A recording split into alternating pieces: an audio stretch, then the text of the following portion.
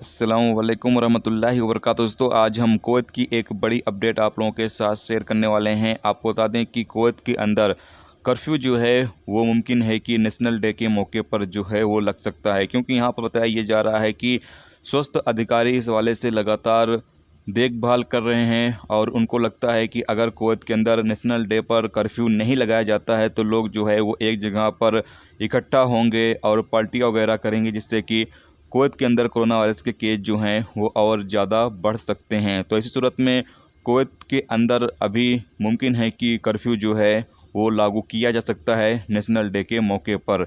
बताया जा रहा है कि कुवैत में कैबिनेट का जो फैसला है इस हवाले से बुध को जो है जुमेरात को जो है वो लिया जाएगा, यानी जुमेरात को फैसला लिया जाएगा। कैबिनेट की जब बैठक होगी तो उसमें यह फैसला लिया जाएगा कि कुवैत के अंदर नेशनल डे के मौके पर कर्फ्यू लगाया जाए या ना लगाया जाए।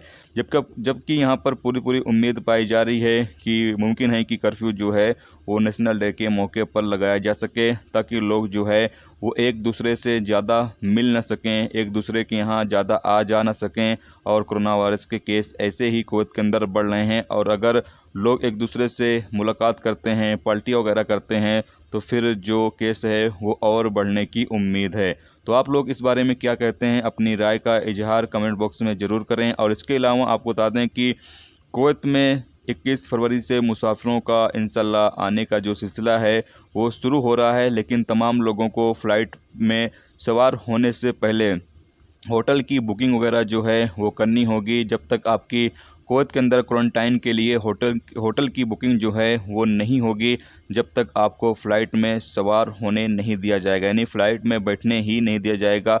तमाम फ़्लाइटों को ये परमिशन दे दी गई है कि जितने भी मुसाफिर कुवैत में आएंगे उन तमाम लोगों को अच्छे से चेकअप किया जाए, अच्छे से देखा जाए कि उनके पास PCR रिपोर्ट है या नहीं, उनकी कुवैत के अंदर होटल में बुकिंग है क्वारंटाइन के लिए या नहीं, उसके बाद ही उनको फ़्लाइट में सवार किया जाए।